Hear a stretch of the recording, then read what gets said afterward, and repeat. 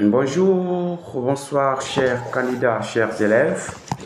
Nous allons continuer avec notre système de travail à distance. Aujourd'hui, nous allons travailler en histoire. Et là, le thème va porter sur les étapes qui ont conduit l'Afrique noire francophone à l'indépendance. Je dis bien l'Afrique noire francophone à l'indépendance. Il y a des gens qui ont tendance de mélanger l'Afrique noire francophone, l'Afrique noire anglophone.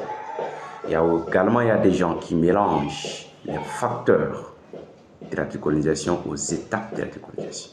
Lors des vidéos précédentes, c'est là où on a travaillé sur les facteurs de la décolonisation.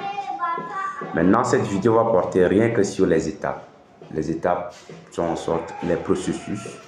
De quelle manière l'Afrique francophone, l'Afrique francophone, ça veut dire les colonies colonisées par la France, rien que par la France, mais pas par l'Angleterre. Donc il y a des gens qui ont tendance, il y a les étapes pour l'Afrique anglophone, il y a les étapes pour l'Afrique francophone, donc il ne faut pas mélanger. Voilà, donc ces étapes peuvent être entre autres. En premier lieu, nous avons la conférence de Brazzaville de 1944. Voilà, donc la première étape de la décolonisation, c'est la conférence de Brazzaville en 1944. Au point 2, nous avons l'Union française de 1946. Voilà, donc vous avez remarqué que ces étapes ont leurs années. Donc quand vous allez citer, il faut citer par ordre chronologique, c'est-à-dire en respectant les années. Donc la conférence de Brazzaville, c'est 1944. Après la conférence de Brazzaville en 1944, c'est l'Union française de 1946. C'est bon? L'Union française de 1946. Au point 3, nous avons la loi cadre ou encore la loi Gaston Defferre. Voilà, donc beaucoup plus de fois, on va vous demander qui est Gaston Defferre. Donc qui dit loi cadre, dit encore la loi Gaston Defferre parce que ça prend son nom, parce qu'il est en sorte comme des représentants des colonies, comme des outre-mer.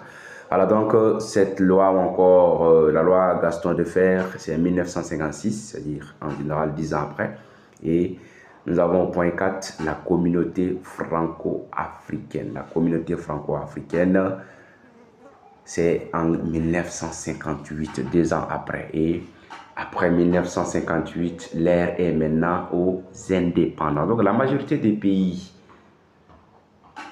de l'Afrique noire francophone accédé à l'indépendance dans les années 60, où le Tchad est indépendant depuis le 11 août 1960.